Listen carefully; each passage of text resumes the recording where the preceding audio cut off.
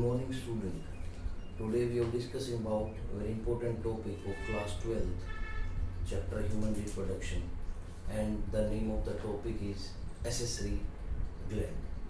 First of all, when we are discussing about that word accessory gland, then these are the two words. They play a very important role over there. First of all, accessory, and second one word is gland. सबसे पहला जो word है बेटा यहाँ पे ये accessory है और दूसरा वर्ड यहाँ पे ग्लैंड है। तो सबसे पहले तो आपको ये समझना है यहाँ पे एसेसरी और ये ग्लैंड, ये जो वर्ड है ये किस तरह का रोल प्ले करते हैं। Accessory as the name indicate, accessory का मतलब आप सभी को पता है। एसेसरी वो स्ट्रक्चर, वो कंपोनेंट जो एक इम्पोर्टेंट रोल प्ले करते हैं किसी भी प्रोसेस को कंप्लीट होने के लिए। That's why we have used the word accessory. And second word is gland.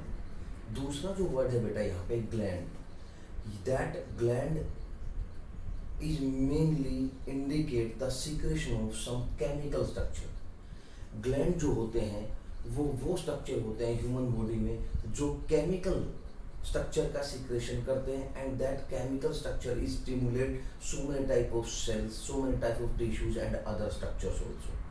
So when we are discussing about the accessory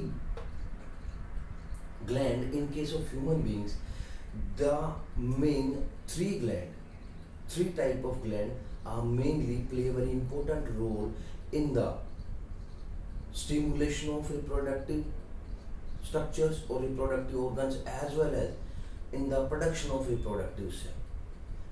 These three glands play very important role in the process of human reproduction, formation of reproductive cells as well as maturation of reproductive cells. These three type of glands are, one is prostate gland beta, second is seminal vesicle, and third one is beta bulbourethral or Cooper gland. These are the three important glands. They play very important role in the process of beta human reproduction. Prostate gland, seminal vesicles, and Cooper's glands or bulbourethral gland. First of all, when we are discussing about the first gland, that is prostate gland. इस gland का क्या काम होता है? The gland they secrete some chemical structure. ये जो gland है ये कुछ केमिकल स्ट्रक्चर सीक्रेट करते हैं। Secretion of some chemical structures are going to take place with the help of that gland, prostate gland, and that chemical structures is contain citric acid beta, lipids and enzymes. अब यहाँ पे आपको समझना क्या है कि जो ये प्रोस्टेट ग्लैंड है ये एक केमिकल स्ट्रक्चर का सीक्रेशन करते हैं, and these chemical structures are citric acid, lipids and enzymes. अब दूसरी बात आ जाती है, यहाँ पे काम क्या है शरीर का? यहाँ पे सिट्रिक एसिड, लिपिड और एंजाइम जो होते हैं इनका काम कहीं ना कहीं इनडायरेक्टली और डायरेक्टली स्पर्म की प्रोडक्शन करने का और स्पर्म को मैच्योर करने का काम होता है। मींस हमने जब पहले टॉपिक रीड आउट किया उसमें पढ़ा हमने कि accessory duct is play very important role by which the sperm is comes out, and seminiferous tubules are the cavities in which the production of sperm have been take place. तो sperm produce तो हो जाते हैं, तो sperm produce होना साथ में उस sperm का mature होना, then after they are participate in the process of fertilization, they have been take place with the help of these structures. तो काम क्या है इनका? reproductive hormones. सबसे पहले when we are discussing about that part, citric acid. Citric acid, as the name indicate, that structure citric acid is make the sperm active. The main function of citric acid is ये citric acid जो है ये sperm को active रखने में help करता है, क्योंकि जो structure, जो cell जितनी ज़्यादा देर तक active रहेगी वो सेल उतना ही ग्रोथ एंड डेवलपमेंट में पार्टिसिपेट करेगी। तो ये ग्रोथ एंड डेवलपमेंट इनडायरेक्टली रूप से स्पर्म को एक्टिव करके रखते हैं। जब स्पर्म एक्टिव रहेगा तो ग्रोथ एंड डेवलपमेंट ऑब्वियसली होगा। अगर मैं किसी भी सेल की बात करता हूँ तो सबसे पहले अगर वो सेल एक्टिव रहेगी तो ऑब्वियसली वो ग्रोथ एंड डेवलपमेंट में भी पार्टिसिपेट करेगी। तो सिट्रिक एसिड जो है इनडायरेक्टली स्पर्म को एक्टिव रखता है। They provide the motility to the sperm. ये स्पर्म को क्या प्रोवाइड करता है बेटा? They have provide the motility to the sperm. Motility का मतलब होता है मोमेंट। आपको सबको पता है कि स्पर्म जो होता है वो मोटाइल स्ट्रक्चर होता है। The sperm have contain the tail. अगर हम स्पर्म के स्ट्रक्चर की डिस्कस करें तो स्पर्म का स्ट्रक्चर ऐसे होता है। That part is called the head part and that part is called the tail part. तो स्पर्म जो होता है बेटा वो टेल कंटेन करता है, और टेल कंटेन करता है इसीलिए वो मोमेंट में पार्टिसिपेट करता है। तो अगर टेल नहीं होगी तो मोमेंट नहीं होगा। तो टेल मोमेंट में पार्टिसिपेट करता है और उस स्ट्रक्चर को एक्टिव रखने का काम होता है citric acid. Second, that is the lipid. They have help in the formation of the outer membrane. They are also provide the energy to the sperm. ये जो लिपिड होते हैं आपको पता है ग्लिसरॉल्डिहाइड के स्ट्रक्चर्स होते हैं, और ये इनडायरेक्टली और directly they provide the energy to the sperm. Sperm को क्या प्रोवाइड करते हैं? एनर्जी प्रोवाइड करते हैं। अगर स्पर्म एनर्जेटिक रहेगा, स्पर्म को एनर्जी मिलेगी, तो they are participate in the process of growth and development. And third one is the enzyme. Enzyme का आपको सबको पता है बेटा, enzyme is work as a biocatalyst. Biocatalyst. तो एंजाइम जो होते हैं that have also been secreted by the gland, prostate gland.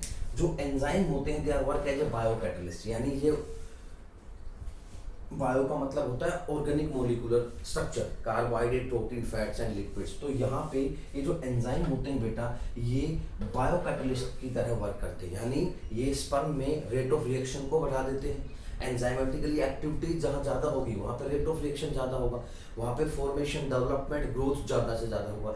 And second important part of that structure enzyme, कि ये जो स्पर्म होते हैं इनका जो हेड पार्ट होता है यहाँ पे हेड पार्ट पे एंजाइम होता है जिसका नाम है acrosome.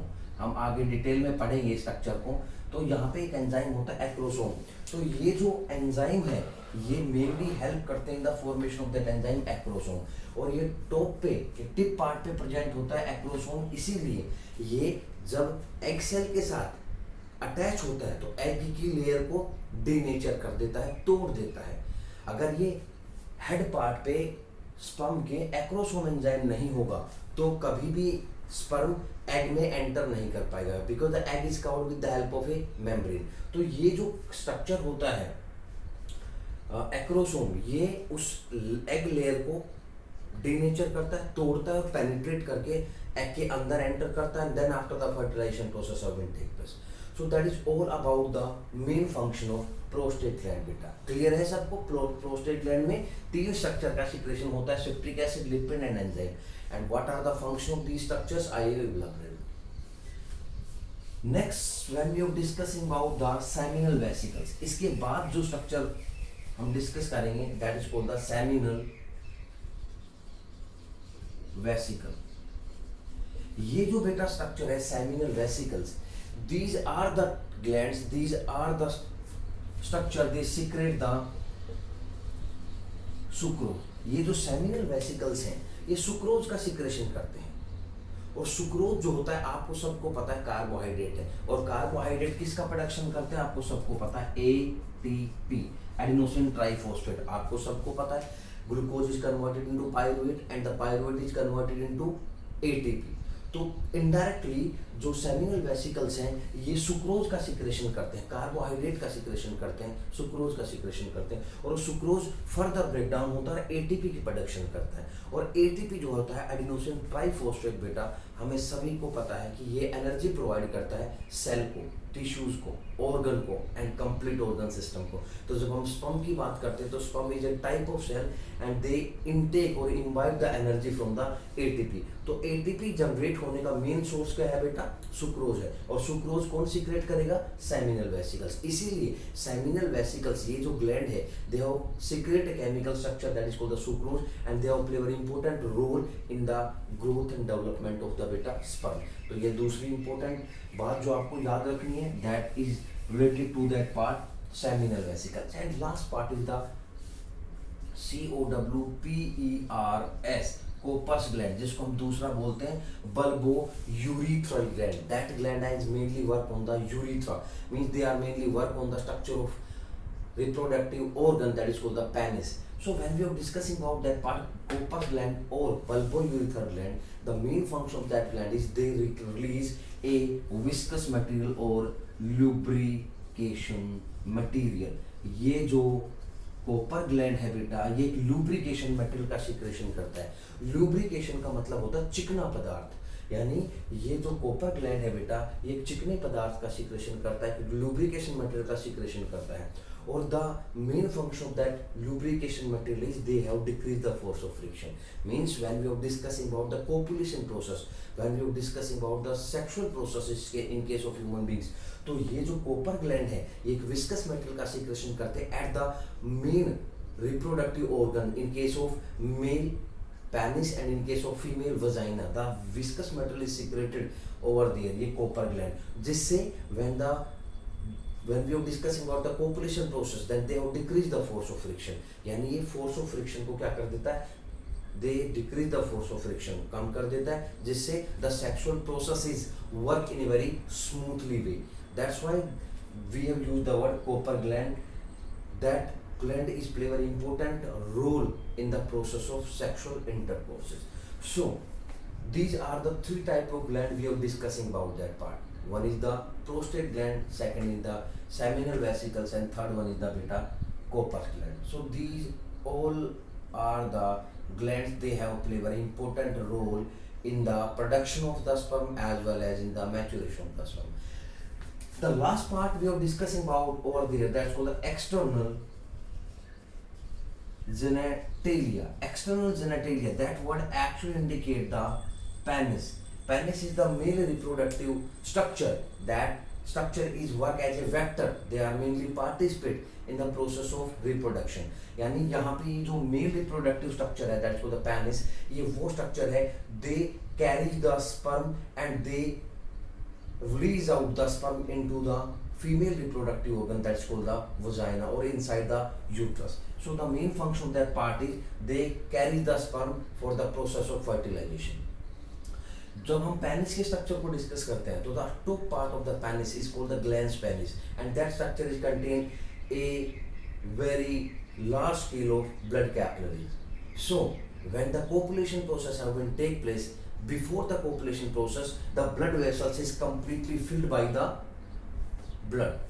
The glans penis, that structure is contain the blood vessels, and before copulation when the circulation of the blood is very much high over the glans penis, then the structure of the penis is erect, and when the structure of the penis is erect, then and then only they are participating in the process of fertilization. If the structure of penis is not erect, then they are not participating in the process of fertilization. So the glans penis is a major structures in case of that structure penis that have contained the blood vessels. And when we are discussing about the copulation process, then when the blood vessels, when the blood pressures inside the blood vessels is increased, then automatically that structure is erected that structure, and when the structure is erected, in that case only they are participating in the process of fertilization.